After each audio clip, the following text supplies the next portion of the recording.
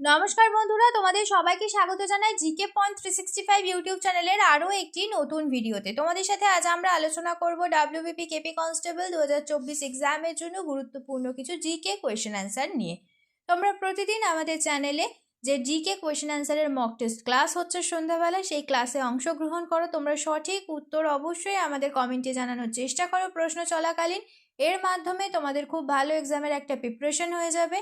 সেই সাথে তোমরা কে কত স্কোর করলে অবশ্যই তোমরা আমাদের কমেন্টে জানিও। তাহলে চলো আজকে ক্লাসটা আমরা স্টার্ট করি। এই সংক্রান্ত যে সমস্ত ক্লাসগুলি হয়েছে সমস্ত ক্লাসের লিঙ্ক ডেসক্রিপশন বক্সে রয়েছে। তোমরা যদি সেই সমস্ত ক্লাস এখনও দেখে না থাকো তাহলে অবশ্যই ক্লাসগুলি তোমরা করো। প্রতিটি ক্লাস তোমাদের জন্য ভীষণ গুরুত্বপূর্ণ। প্রতিটি ক্লাসে থাকছে বিগত এক্সামের মধ্য থেকে বাছাই করা অনেক প্রশ্ন এবং প্রশ্ন সংক্রান্ত নানান তথ্য, যে তথ্যগুলো বিভিন্ন এক্সামের জন্য তোমাদের গুরুত্বপূর্ণ। সেই কারণে তোমরা শেষ পর্যন্ত অবশ্যই ভিডিওটা দেখতে থাকো। ভিডিওটা ভালো লাগলে একটি লাইক করো, সাথে তোমার বন্ধুদের সাথে ভিডিওটা শেয়ার করো। আর তোমরা যদি আমাদের চ্যানেলে নতুন হয়ে থাকো তাহলে অবশ্যই চ্যানেলটি সাবস্ক্রাইব করে পাশেই থাকা বেল বাটনটা ক্লিক করে অল করে রাখো ফর অল নোটিফিকেশন। তাহলে চলো আজকের ক্লাসটা আমরা স্টার্ট করি। প্রথমেই আমরা দেখে নিই আমাদের আগের দিনে যেটি হোমওয়ার্কের প্রশ্ন দেওয়া হয়েছিল সেই প্রশ্নের সঠিক উত্তর কি হবে। জলাশয়ে ভাসমান আণুবীক্ষণিক জীবকে কি বলা হয়?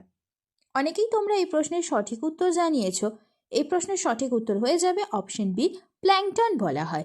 এবার আমরা আজকের ক্লাসটা স্টার্ট করি। 1 নম্বর প্রশ্ন, রেড ক্রসের প্রতিষ্ঠাতা কে? সঠিক উত্তর হয়ে যাবে অপশন সি, হেনরি ডুনান্ট হলেন রেড ক্রসের প্রতিষ্ঠাতা। নেক্সট দেখি, গরবা নাচের প্রচলন কোথায় দেখা যায়? সঠিক উত্তর অপশন সি, গুজরাটে। নেক্সট, নিম্নলিখিত বিষয়গুলির মধ্যে কোনটি ভারতীয় সংবিধানের বৈশিষ্ট্য নয়? সঠিক উত্তর অপশন ডি, মার্কিন যুক্তরাষ্ট্রের অনুকরণে যুক্তরাষ্ট্রীয় নীতি। এইটি ভারতীয় সংবিধানের বৈশিষ্ট্য নয়। নেক্সট প্রশ্ন, সম্রাট অশোকের কোন পত্নী তাকে অত্যন্ত প্রভাবিত করেছিলেন? সঠিক উত্তর হয়ে যাবে অপশন এ, কারুয়াকি। নেক্সট প্রশ্ন, যেসব উদ্ভিদ মরু অঞ্চলে জন্মায় তাদের কি বলা হয়? সঠিক উত্তর অপশন বি, জেরোফাইট।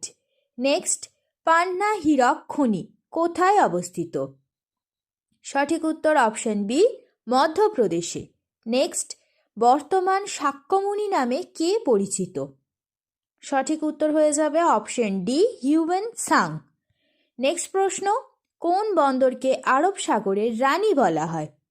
সঠিক উত্তর হবে অপশন বি, কোচি বন্দরকে। কোচি বন্দর অবস্থিত কেরালায়। নেক্সট, ভারতীয় সংবিধানে একক নাগরিকত্বের ধারণা কোন দেশের সংবিধান থেকে নেওয়া হয়েছে?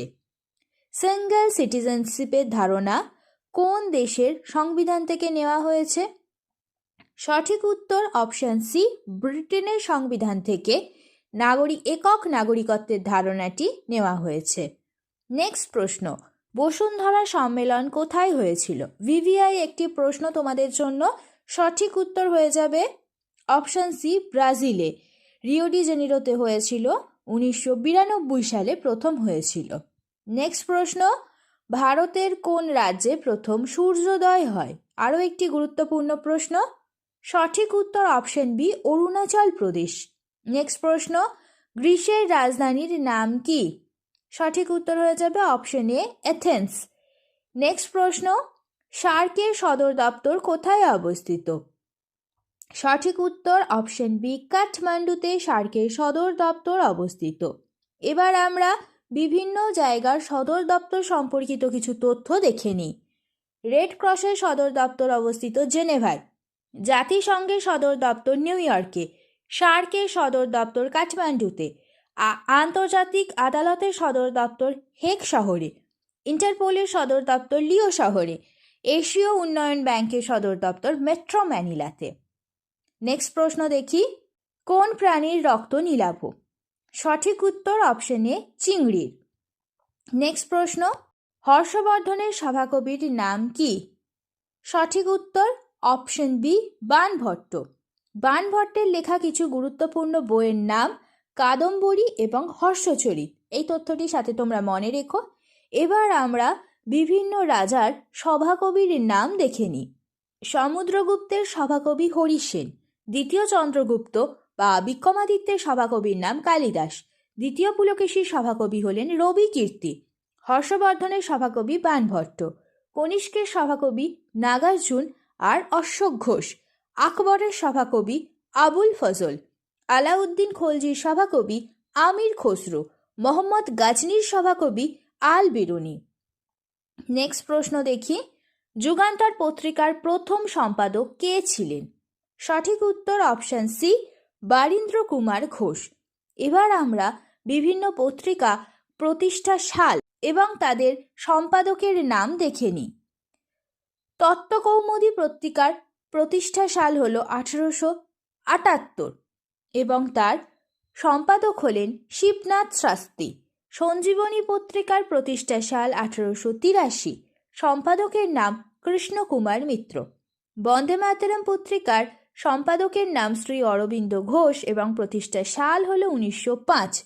যুগান্তর পত্রিকার প্রতিষ্ঠা সাল 1906 এবং এর সম্পাদকের নাম হল ভূপেন্দ্রনাথ দত্ত।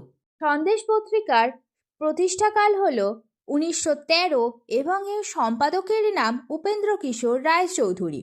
সবুজপত্র পত্রিকার প্রতিষ্ঠা সাল 1914 এবং এর সম্পাদকের নাম প্রমথ চৌধুরী।